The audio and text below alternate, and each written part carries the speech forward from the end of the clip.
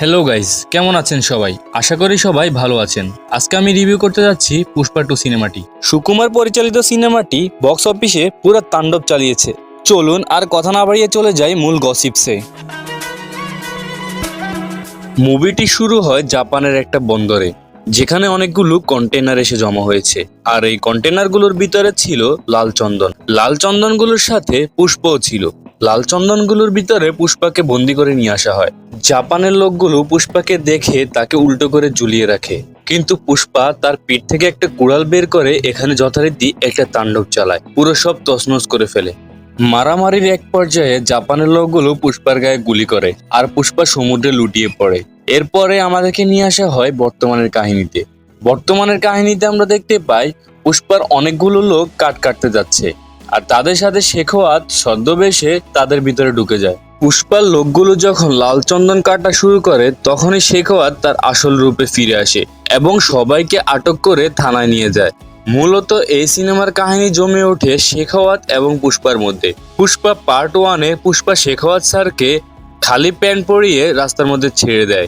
সেটার প্রতিশোধ নেওয়ার জন্য শেখাওয়াত এখন পুষ্পার পেছনে লেগে আছে।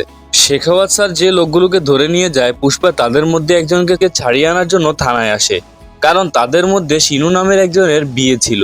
পুষ্পা যখন তাদেরকে ছাড়াতে আসে, তখন দেখে যে শেখাওয়াত স্যার আগেই তাদেরকে অনেক মারধর করেছে।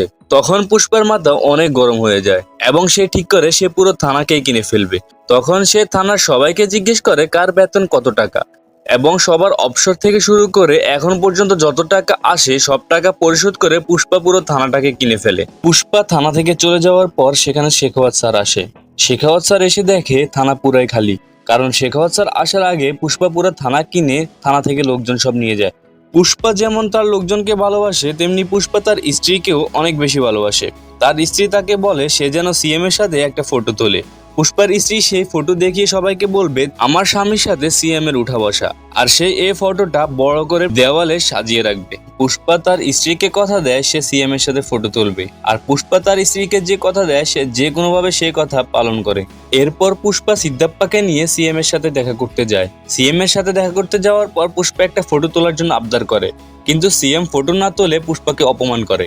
আর পুষ্পাকে অপমান করা মানে পুষ্পার ইগোতে হার্ট হওয়া। পুষ্পাকে অপমান করলে পুষ্পা তার জন্য সবকিছু করতে পারে। তখন পুষ্পা সিদ্ধাপ্পাকে বলে তুমি কি ছোটখাটো জিনিস নিয়ে পড়ে আছো, তুমি সিএম হবে, আমি তোমাকে সিএম বানাবো। সিদ্ধাপ্পা বলে সিএম এর জন্য কত টাকা খরচ হয় তুমি জানো? পুষ্পা বলে সমস্ত টাকা আমি দেব, তুমি শুধু প্রসেসিং গুলো শুরু করো, বাকি সবকিছু আমি দেখতেছি।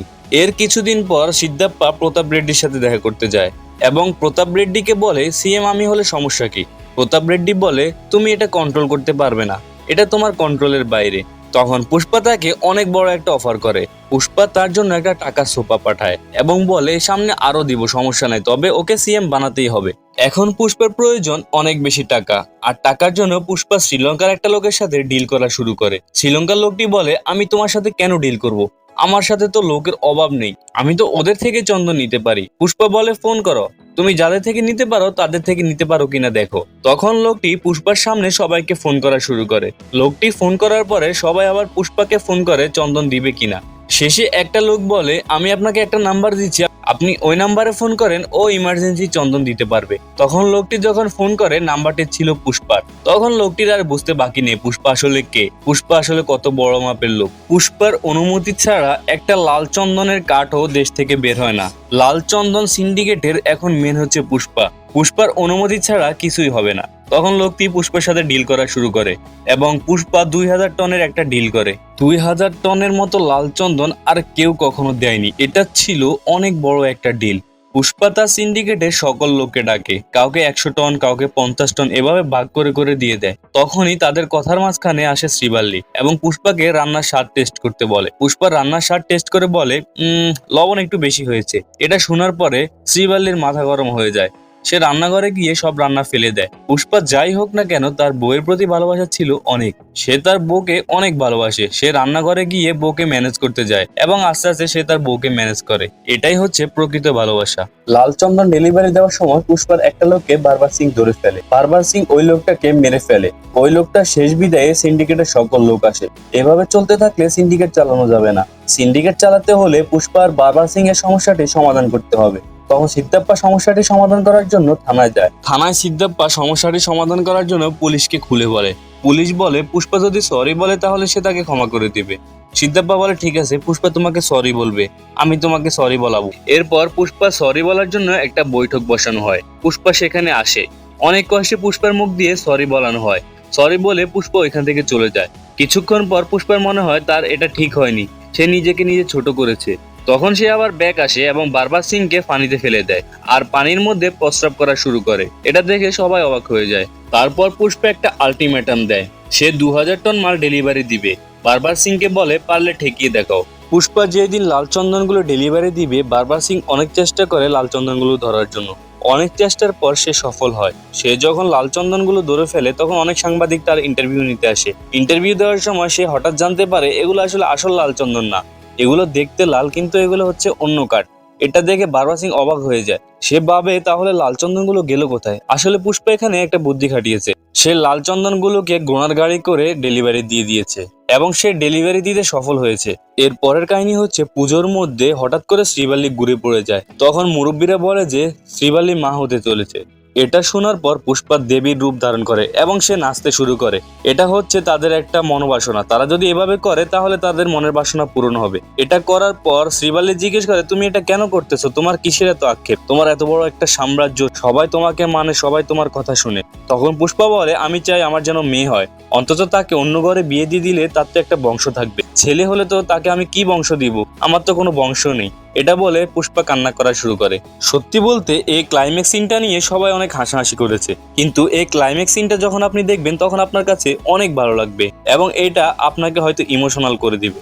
আর এর মধ্যে সিদ্ধাপ্পা পুষ্পার পাওয়ারে সিএম হয়ে যায়। সিএম হওয়ার সাথে সাথে সে সবার প্রথমে পুষ্পার বাড়িতে আসে, কারণ সে সিএম হওয়ার মূল কারণ হচ্ছে শ্রীবাল্লি। শ্রীবাল্লি যদি ফটো না চাইতো তাহলে আজ সে সিএম হতো না। পুষ্পা সিনেমার কাহিনীকে যদি আমরা 3 ভাগে ভাগ করি তাহলে এই কাহিনীর প্রথম ধাপ হচ্ছে শেখাওয়াত স্যারের সাথে পুষ্পার যে ক্ল্যাশটা সেটা। শেখাওয়াত স্যার যখন নকল চন্দন কাঠগুলো ধরে ফেলে তখন সে রাগে ক্ষোভে চন্দন কাঠগুলো পুড়িয়ে দেয়, আর পুড়িয়ে দেওয়ার মাধ্যমে তার চ্যাপ্টার এখানে ক্লোজ করে দেওয়া হয়। এরপর পুরো সিনেমার মধ্যে তাকে আর দেখানো হয় না। এরপর হচ্ছে গল্পের থার্ড পার্ট অর্থাৎ মেন পার্ট। এই পার্টে দেখানো হয় পুষ্পার ফ্যামিলির কাহিনী। আপনারা সবাই জানেন পুষ্পার একটা ভাই আছে যার নাম হচ্ছে মোল্লেটি মোহন। মোল্লেটি মোহন সবসময় পুষ্পার ফ্যামিলিকে ছোট করে, পুষ্পাকে বংশের খোঁটা দেয়, পুষ্পাকে অপমান করে। হঠাৎ করে একদিন সকালে পুষ্পার ভাইয়ের বউ পুষ্পার কাছে আসে এবং কান্না করতে থাকে, কারণ তার মেয়ে কাবেরীকে কিছু গুন্ডা তুলে নিয়ে গেছে।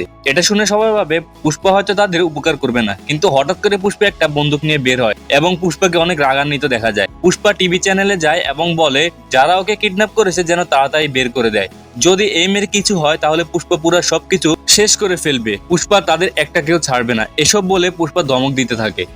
এরপর পুষ্পার লোকেরা পুরো শহর কাবেরীকে খুঁজতে থাকে কিন্তু কোনো খোঁজ পায় না। হঠাৎ করে পুষ্পার কাছে একটা কল আসে, সিএম তাকে কল দেয়। সিএম বলে যে কাবেরীকে যারা কিডন্যাপ করেছে তারা আর কেউ নয়, প্রতাপ রেড্ডির ভাতিজা। তখন পুষ্পা বলে প্রতাপ রেড্ডির ভাতিজা হোক যেই হোক না কেন আমি ছাড়বো না, আমার ভাতিজির যদি কিছু হয় আমি তাকে মেরেই ফেলবো, যেই হোক না কেন দেখার সময় নেই।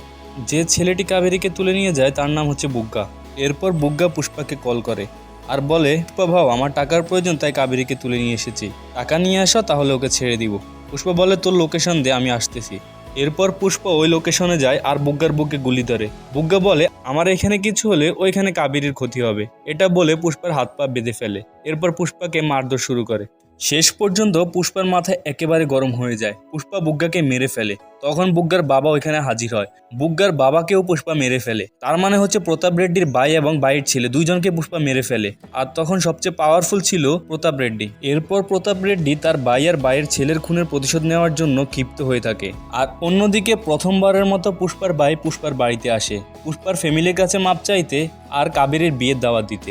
এরপর পুষ্পা কাবেরীর বিয়েতে যায় আর তখনই নতুন একটা ভিলেনের আগমন হয়। ওই ভিলেনটা হাতে একটা বোমের সুইচ রেখে দেয় আর বোম ব্লাস্ট করে। এখানে এই সিনেমাটির সমাপ্তি ঘটানো হয়। এখন মেন প্রশ্ন হচ্ছে শেষের যে ভিলেনটা দেখানো হয়েছে সেটা কে? অনেকে ভাবতেছেন এটা হচ্ছে বিজয় দেবারাকুন্ডা, আবার অনেকে ভাবতেছেন এটা হচ্ছে ইন্সপেক্টর বারবার সিং।